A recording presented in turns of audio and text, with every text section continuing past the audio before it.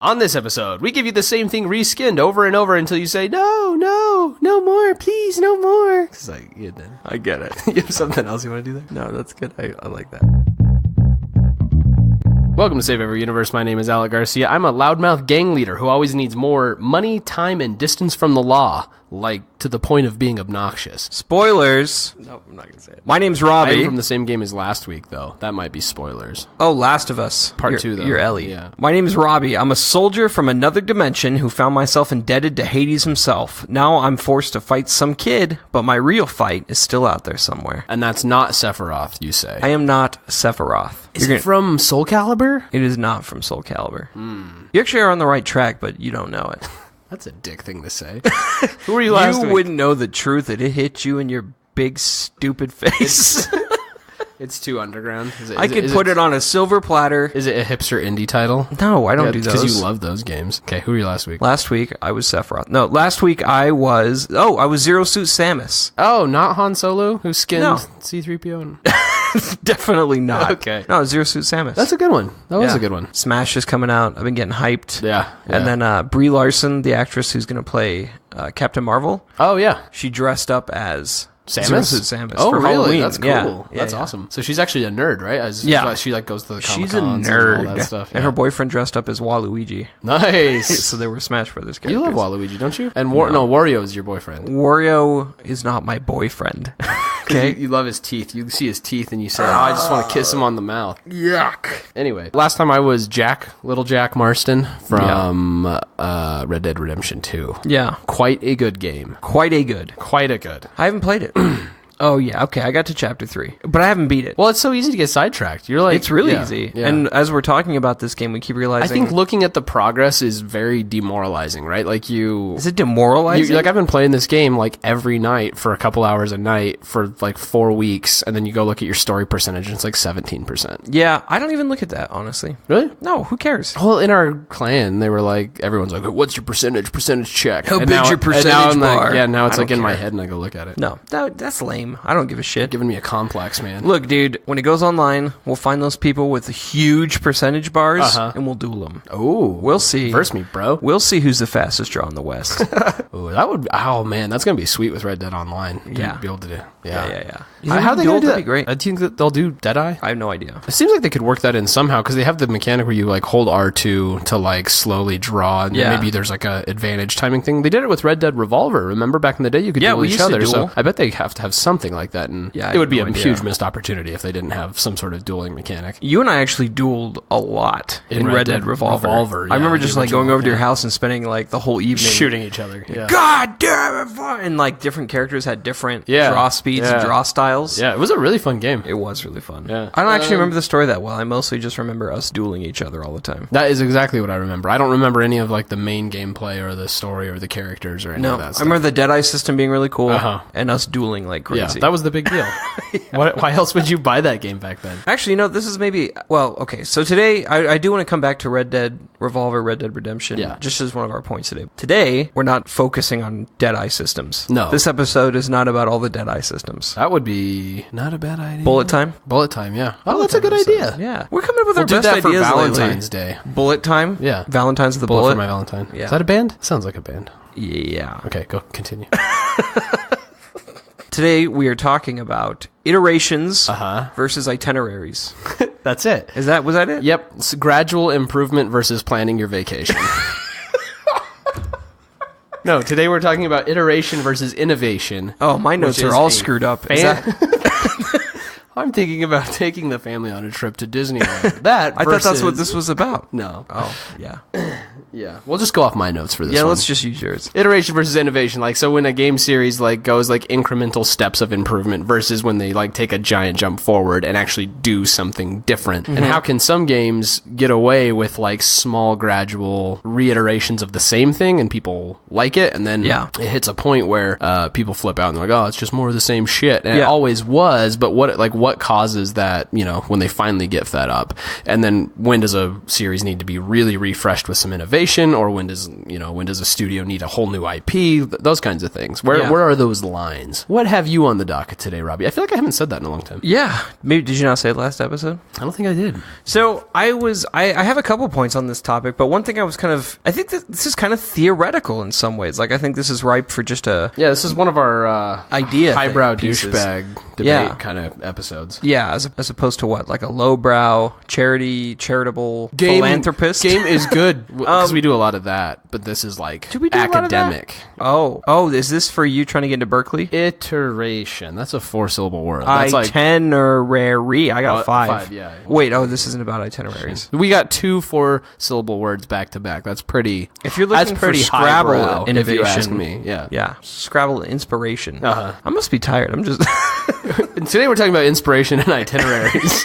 Inspiration itineraries. It sounds like a mommy blog post. Inspiration for your summertime itineraries. If when you have this podcast crashes and burns, we'll start a mommy blog post. Yeah, definitely. Okay, so I have a lot of baking tips. Okay, so let's start with something like Assassin's Creed. That's a good one, right? So for a long time, they were just cranking them out, and they kind of went down the pooper, right? Like Assassin's Creed, what was it called? Unity? Unity was kind of the one where everyone really lost their shit and was like, this franchise is garbage. This franchise is dead. And then they rebooted stuff and fixed things with Assassin's Creed Origins. Right, yeah, that was the first one. Yeah, which I had kind of given up on that franchise, and which it was one of my favorites. I really loved the early games. If you'd like to go back and listen to our old episodes, Alec made sure to make a poop emoji. It was our E3 2017 episode. Yeah. There's I think it was Ezio, just because it was an easy image, but he has the assassin blade out, and I put the poop emoji on top, like he had stabbed the poop emoji. You were mad. I was really hard on Origins, and I held out, and I didn't buy it at launch, and then I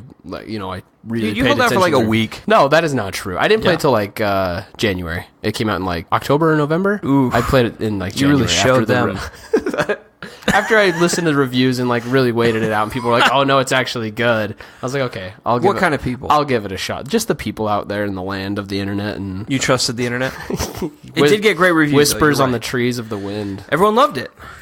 But now, have you played Assassin's Creed Odyssey? I have not, because it looks just like a reiteration of Origins. Everyone says, it's Origins, but it's the same thing. Yeah. It's really good, but it's getting even better reviews. It is, but I probably will play it at some point, because I did love Origins, but I just... January, I feel zero... maybe. January? Maybe I'll get it for Valentine's Day. I got Valentine's Day on with the a bullet. With a bullet. You're a little early. It's only, what is it? It's November. Is it? Yeah. Okay. I work for like October to like the 1st of January. It's like I'm making marketing shit. I don't enjoy the holidays until Valentine's Day, where all the clothes come off and all the chocolate comes out. Let's get back to Assassin's Creed. You're not excited about it at all? Odyssey? I feel very indifferent toward it. And I really loved Origins. Like the whole time I was playing it, like my wife would be walking by and be like, they outdid themselves with this one. They outdid themselves. This was really good. And she'd be like, yeah. I don't care. Yeah. But I loved Origins, so I'm sure Odyssey is good. It looks so much the same that I can't really get excited for it. I'll probably pick it up on a sale sometime in 2019. I didn't play Origins, but I really want to play Odyssey. Really? Yeah, because it's in Rome. It looks badass. Greece. Whatever. I know. I saw Rome in your notes. Did I say Rome? Uh-huh. Yeah, it's Greece. Ancient Greece. Because it's Leonidas, and I should know that. So my brother's been playing it, and he said it's really cool. He said it opens with the battle at Thermopylae, the battle at the Hot Gates. Nice. Playing as Leonidas, maybe he said. Really? Yeah. So I know his Leonidas' spear is kind of like your main tool. So I think it looks good. I think it looks reasonably good, but it's the same enough that I have no excitement or, you know what I mean? Like, there's no urgency. I think based on kind of what we're trying to get at, this is more of an iteration. Yes. Yeah. Less of an innovation. But Origins was good. Yeah. Everyone loved it. And now they're just like, cool, let's do it in Greece. There was some innovation for the AC franchise in Origins. Like that was innovation. RPG elements in the combat, and they changed it up a lot. The open world was much better and more interesting, and you could get lost in it like Zelda or Red Dead or whatever. Like it was an interesting world you wanted to just like be in and do all the side quests and explore all the nooks and crannies. That was new, I thought, for AC Origins or for Assassin's Creed in general, because a lot of the other ones it was like you run some rooftops, and once you've climbed some rooftops, you've kind of done it. and you're traversing mostly just for the sake of finishing side quests or grinding some stuff out. Gathering flags. Yeah, but the AC Origins was actually in and of itself a very interesting world, which I thought was a giant step forward for Assassin's Creed. Well, I haven't played either of them, but from what I've read, that sounds right. Yeah. But, so even if that's true, people love Odyssey. Yeah. Like, I mean, I think, isn't it like the highest rated Assassin's Creed to ever come out? Yeah, I mean, it's like getting like 9.2, 9.5, maybe a 10 snuck in there somewhere. I think it's only been a year, right? Yeah, and the other thing too that they're doing with this one is they're only releasing this one. They're not going to release one in 2019.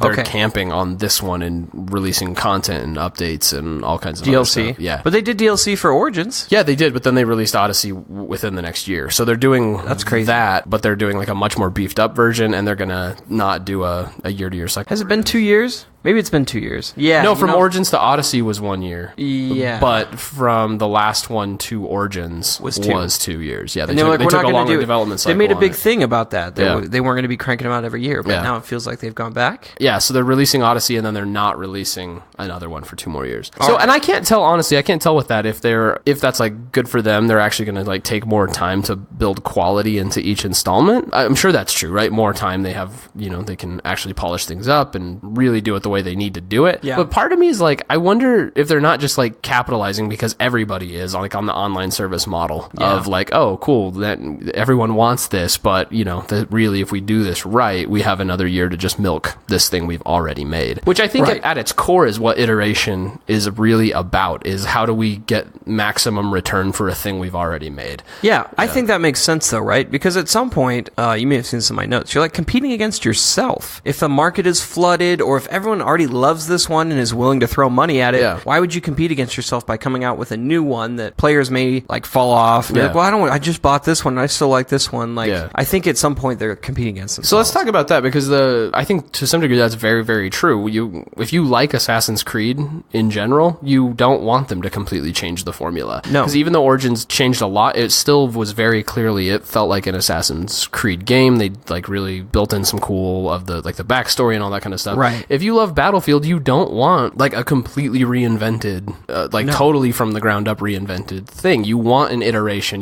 So there's like this weird nebulous sweet spot that developers are shooting for, where they innovate enough to like, it's interesting and hooky and it makes you want to come back, but they don't alienate people from the core thing of what is this game. Yeah, so actually using that, let's talk about Black Ops 4. Your favorite game. Just kidding. I mean, what's weird is, it's weird. It kind of is one of my favorite games right now. I know, which is crazy. Yeah. I'm actually enjoying the heck out of it. Yeah, I haven't liked a Call of Duty in like 4 years, probably 5 years, something like that. I haven't liked a Call of Duty in 8 or 9. Yeah. Black Ops was the last one I played, and I hated it. Okay, Black Ops 1 was the last one I played that I loved. I got really hooked on. I really enjoyed them. I thought the map design on that one for the multiplayer was really good. And it's interesting, in Black Ops 4, they've brought back a lot of the Black Ops 1 maps into it, which is, as a fan of that one, I'm happy. See, when I'm dying on those maps, like, I'm like, this is why I quit Black Ops. Fuck, yeah. But, okay, so let's talk about Black Ops in the sense of like, okay, I said okay a lot. I'm like sounding like Joe Pesci. Okay. I've been reading, catching up on some of my old Game Informers. Yeah. And like every month, like over the summer and since E3 and all that, every month there's people writing in being like, Black Ops is going to be the worst fucking game. God, I can't fucking believe they did this. They cut the campaign. This is the fucking blah, blah, blah. And Game Informer kept being like, yeah, it sounds crazy, but we're going to reserve our judgment until it comes out. Yeah, we don't know. That sounds crazy, but maybe it'll be okay. Yeah. And it came out and it's solid. So we talked on our last episode about how clearly it was the right choice, because public opinion with Call of Duty had like that it's the same shit again and again and again. Right. And most people felt that way, specifically about the campaign, but they were still buying the game for multiplayer and zombies. Right. And so taking away the thing everyone was complaining about and just really investing and beefing up the stuff people were already playing the most makes sense now in hindsight, right? Right, it makes total sense. Is that innovation to just remove a piece? It's more like the subtractive design thing, more than it is like rethinking or reimagining. They just like took away the dead weight that everyone was complaining about and doubled down on what people already liked. I don't know if that is like, I don't know if you can call that innovation. I think it's closer to an iteration. Yeah. Because it's not okay. I mean, they added battle royale. Yeah. That's kind of innovation. Yeah. Kind of. I mean, it's not like they invented it or anything. Well, I mean, it's just battle royale in general is not, to me, is not its own thing. It's another multiplayer game type, like King of the Hill or Kill Confirmed or so whatever. They added that, which is somewhat innovative. No. Somewhat for them, it is. They did something new. It's a bold step in a different direction that already existed, right? But it's not like it's a very different way of playing Call of Duty. Yeah, it is. That's true. I mean, for example, like Jimmy hates us playing that mode, because it's not the normal run and gun. Right, you got to play completely differently. It's very strategic. A lot of the twitchiness depends on the situation, but a lot of the twitchiness is gone with the big open map. But at its core, though, it's really just another Black Ops. They just took the time to get it right. Yeah. Zombies is still zombies. Yeah. I'm learning a lot about zombies, but I don't actually think it's that different. No, it's really not. Because it's good. Like the map designs are good and the situations are interesting and it's a lot of fun. But it's not that fundamentally different from any of the zombies that came before it. But it's doing really good. Yeah, especially compared to like Infinite Warfare. That was like everyone hated it. Yeah, but their zombie mode was good on that. Actually, that's like in the recent Call of Duties, the zombies on Infinite Warfare is what I've played the most of Call of Duty before this one. I actually was really enjoying the Infinite Warfare campaign. We played that demo. I didn't like getting going online and playing the deathmatch. The space one, right? The space one. I was like, this is a pretty cool campaign. But that's like everyone hated it, and that's the part they cut. So I guess I can see like people who were fans of that, why they were so mad that Blops was dropping all that. Right. But comparatively, Black Ops 1 campaign was horrible. Yeah. I thought it was so stupid. Well, and it's weird now looking at Battlefield, because everyone was like, Call of Duty's going to be shit. Yeah. Like, get out of here. And the public opinion was so much in the favor with Battlefield 1. It's weird to see them kind of flip now, where Battlefield is just sort of iterating without any, like we talked about on previous episode, without any like big obvious micro innovations, I guess if you would call them, like inside of their own franchise. Yeah. There's none of that. It's like they just kind of took a lot of Battlefield 1-y stuff and plopped it down into World War II. That is kind of what it seems like. The ramp up is what it looks like. Yeah. I mean, you played the beta. I played the beta, and there were things that I noticed that were the way you can go prone is a little bit different, and the like running while you're crouched is kind of cool. I overall enjoyed it, but I'm already a huge Battlefield fan. Yeah. Some of it felt a little bit more like Battlefield 3, which was my favorite. So I was excited about that. I did not like Battlefield 3 as much. But overall, it was like, cool, more Battlefield. So but what I was going to get at was specifically they did like their War Story campaigns, and then they have their thing, and then their Battle Royale's not coming out until later. But their reviews for the campaign specifically are like, it's really not that good. And it's almost like, the people have said it's like pretty fun, like the stories, like they start out really strong, but the gameplay of them is actually quite boring. Wow. And so it's kind of weird to see like Call of Duty made the right call and Battlefield like should have done that too, maybe. They just cut the campaign, cut the war stories, and really went deep and did more maps for multiplayer, better maps for multiplayer, got the Battle Royale on time with launch, and like, it seems like it's so weird to say Call of Duty did it right, and Battlefield should have taken a page out of that book. But so Battlefield releases, it's coming out. People are playing it as we're recording this. People are playing on the EA Access or Origin Access or whatever. It'll be out at the time that this comes out. Yeah, but I mean just barely. Yeah, so we can't really speak yet. This episode will come out on the day it launches fully for everybody. Yeah. It's kind of weird, right? I can't believe we're saying this, that the public is actually hearing me say that, like, the Call of Duty seems to have done it right. Yeah, it's and very I'm a little concerned that Battlefield's going to screw it up. So I don't know if I feel comfortable calling what Call of Duty did innovation necessarily. It's not they did something new or brought something new to the table, but it was a bold move to just like, it was almost like a remix. Like they just took the parts that they had and dramatically created something sort of new out of the parts that already just were there. Like Smash Brothers Ultimate is going to do? I suppose, yeah. Are they? Well, so would you put that in that same camp? Kind of, because like, so they're like, we're just going to add every character that's already been in it, and people lost their fucking minds, including me. Right. I'm not judging. I am also in that camp. Yeah. I'm watching like gameplay videos almost every day. Yeah. Like I'm really excited for this game. Yeah. But it's not like I'm like, oh god, Donkey Kong. Like, yeah, he's been in it since Nintendo 64. Like it doesn't. But there's something about the way they're doing it that's so cool, because they're like they know why people play Smash. Yeah. And they're like just banking on that. And so Smash Brothers games to me are closer to iterations. Yeah. Especially the last couple. Yeah, I would agree with that. So I would say, just to wrap up like the bigger, more conceptual part of it, it seems to me that like what you're saying with Smash, like I don't think there is any like real jump forward innovation for the most part inside of existing franchises. You get iterations of varying degree of change. Yeah. Right? I think that's all you can do with a franchise that exists. I think the only thing where you get like really interesting jump forward type innovation for the most part, I mean, there's exceptions, but for the most part is with new IP because it's risky and it's scary. And I think that's why you don't see like these big, like, holy shit, why didn't this game exist before, is because it's so expensive and so risky for developers to do like something truly new and innovative. It's easier to innovate on on formulas that already exist. I think that's true, except that I think there's an exception, which is where I want to come back to Red Dead. What about games that are technically a franchise, but they're so few and far between? Yeah, so interesting point, sir. So I think there are exceptions specifically amongst certain developers, because I would put Naughty Dog in that camp where they take a long time between games and they don't release something new unless they're really gonna bring it. They're really gonna bring like. But those could be like 5 years, 6 years, or more. Yeah, I mean, if you look at the difference between like Uncharted 4 and The Last of Us 1 and what they're doing with the mechanics that are actually under the hood with The Last of Us 2, it's fucking crazy. Yeah. And I think Rockstar is another one of those developers that they took their time and pumped a ton of money and time into really like fleshing out a world and doing interesting new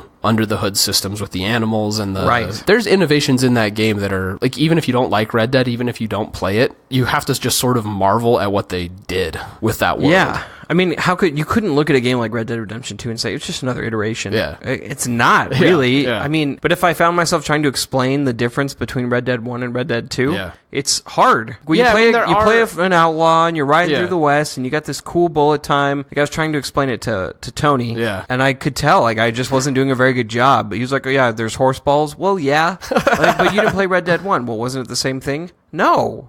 Well, it kind of was, but I mean, like you ride around. There's like big open stretches where you're riding from like town to town and that kind of thing. But I was thinking about that today. Even in terms of how they tell story in Red Dead Redemption 2, is they changed quite a bit. They did. They changed a lot. The way the stories go down. Not just like Arthur Morgan's different from John Marston. No. Like the way they tell the story in the world and the way the missions unfold and the way you'll go talk to somebody and then it get interrupted by somebody else and then you go do that guy's mission instead, even though you started it by talking to somebody else. Yeah. It's like the complexity of it. They really did that doesn't do it justice. Yeah. Just saying, well, it's just a lot more complex. Yeah. Because that sounds like an iteration, but it's not. Like Red Dead 2 was stumping me on this point when I was thinking about it, because I was like, man, I don't know how to explain it in a way that it sounds like a true innovation, even though it is. I think the difficulty is in comparing Red Dead 1 to Red Dead 2, right? Because Red Dead 1 was, to me, was like a little bit more like, okay, it's like the GTA that existed, but with horses. Honestly, though, even Red Dead 1, comparing it just to the GTA at the time,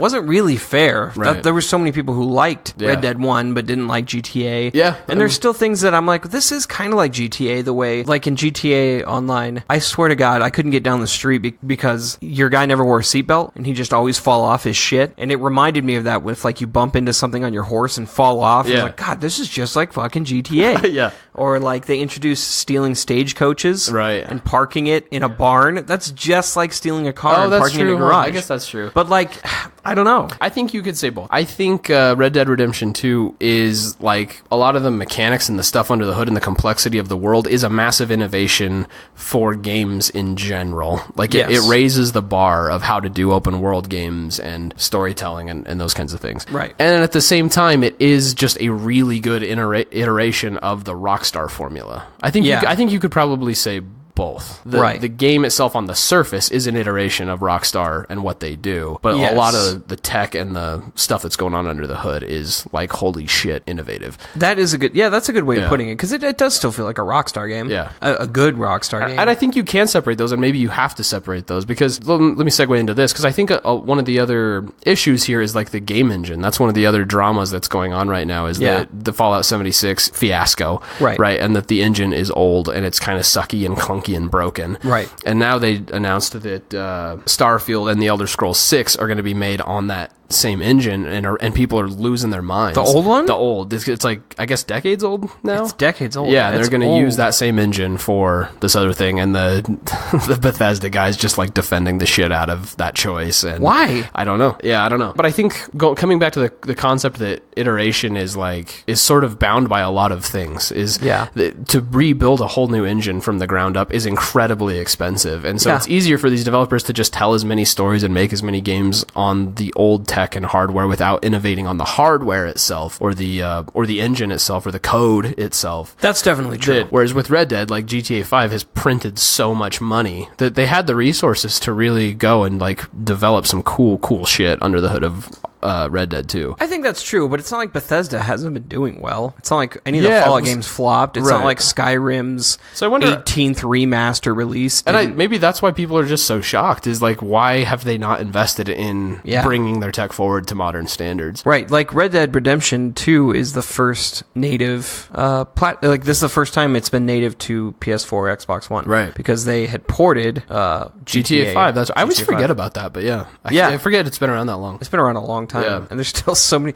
It still made the most money. What was it in July? It's like the highest grossing video game. It's technically a 360 game. That's insane, dude. Yeah. I mean, okay, so there's definitely financial constraints, and I get that, but what I still am have a hard time cracking is like the formula with fans. Yeah. You know what I mean? Because like it seems like the fifth time they released Skyrim. I know. People loved it, but now people are like, they're finally fed up with it. Now it's too much. Yeah. So, I don't know. I'm not entirely sure I have my thumb on this. It seems like brand fatigue is definitely an issue, right? I kind of feel like at some point, if you've been cranking out an Assassin's Creed every year for so long, you got to stop. You got to make some big changes. There's just going to come a point when you can't keep doing that. I think Assassin's Creed got away with it because built into the...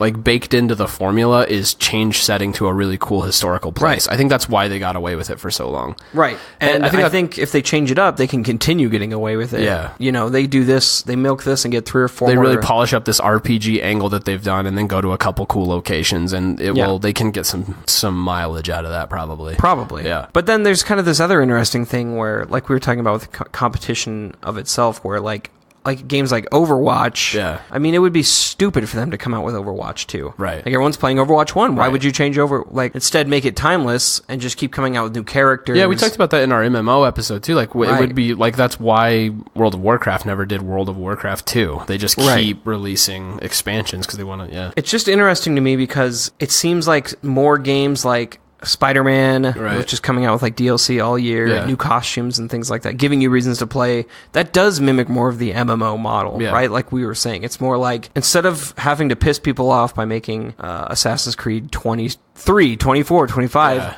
we'll just do DLC and milk that for years. Right. I think that's a good way of sidestepping the brand fatigue of constant iterations. Yeah. Just like slow your roll and do DLC in the meantime. Yeah. And then you're still making that money. You're still saving that bottom dollar. You don't have to completely innovate. This is a topic for another time, but let me just throw it out there. I think the industry is they're gonna back themselves into a corner with DLC and expansion and the online service stuff. Because right now DLC is like, DLC released over this period of time until, while we're working on the next thing, and it's like, you can tell it's like this chintzy side thing. But now that they're doing it so much and people's standards just like keep coming up and these games get more expensive, I think it seems like the demand for higher quality and more volume of content is, I'm hoping the industry brings more to DLC. I think they're going to have to. They're going to put themselves in a corner that they can't get away with chintzy bullshit DLC anymore. I do think that's true. Yeah. And they're going to have a hard time finding people willing to pay for a whole season pass or even $10 a pop. It's that same type of brand fatigue you're talking about. It's like people can smell bad DLC now. Yeah. People are like waiting to see when it comes out now. I seem to see more of that, like the wait and see on DLC. Yeah. People don't want to buy the season pass. Right. They want to just wait and find out. Is it even worth it? I mean, how many is it even worth it YouTube videos are out there now? Right. Like so many. So you'll see the new Spider-Man DLC. Was it worth it? That kind of thing. And I think you're right. I think they are going to back themselves into a corner. Okay, well, do you want to finish with this? So was Destiny 2 Forsaken just another iteration of the same old thing? Or was it innovative? What do you think? Because I know you're Bungie's best boy. The comment I keep hearing is that Forsaken is the best iteration of Destiny, like in Destiny's history. And I think I'm inclined to agree with that. it feels like it just took Bungie forever to really figure out what Destiny is, sort of. It feels like they kind of had it dialed in toward the end of 1, and then they jumped to 2, and it's like they got stupid overnight. And then they were like, oh yeah, remember all that shit we did that was like starting to be good? Let's do more of that. Yeah. It's kind of what Forsaken feels like. So I don't think it's innovation. I think they remembered why D1 was good in the first place and then reiterated that. Yeah. Is what it feels like to me. I wouldn't call it innovation. I think this is another one of those cases too of like, it's not necessarily innovation in any grand way, but it's innovation for them inside of their own franchise. Like the quality of storytelling was better. The way the missions were laid out, the way the story missions were laid out around the map was better. Like everything was, they hadn't done that in Destiny before, and they brought that into Destiny, and it was good, and I liked it. So yeah, not any innovation in any kind of grand way, but a big step forward for the franchise, and I hope they stand their ground against Activision. Yeah, I hope so too. I would agree with that. Yeah. It has been a pretty good expansion. It still doesn't. You got your gripes. I still got my gripes, but you're not Bungie's best boy. I'm not Bungie's best boy. I might be BioWare's best boy though. Have you seen the new stuff on Anthem? Yeah, dude, the fucking hour-long Twitch about suit customization. So fucking sick. Blow me sideways. No way, dude. I'm so sick of Bungie being like, you have to go do an activity to get colors for your fucking armor. Yeah, I guess. Fucking break. So I should be able to color my shit whenever I want to. So I do agree with that. I 100% agree with that. But when I was like looking at it, it was like 132 customization options like per piece or some crap. I was like, there's no way I'm gonna do that. I'm gonna like slap a color on my shit and I'm gonna go do some stuff. But you know what? You don't have to see the same fucking warlock when you walk in and be like, oh look, that guy looks like me. That's true. Oh look, that guy is just like me. Oh, is he using? There's only 3 good shaders in the game. But it reminded me of like, oh, maybe it's just because I've like done too much like Adobe creative bullcrap, like Photoshop, and it reminded me of like that. Where that's you can, what like, I thought too. Overlay a texture, and, but in a good way. I was like, this is badass. They were giving us basically like our own 3D design studio. Yeah, and just letting us play with it. It's That's cool. Fucking awesome. If you're into that, and I think for a game like that, I think it is good to really to add personalization in this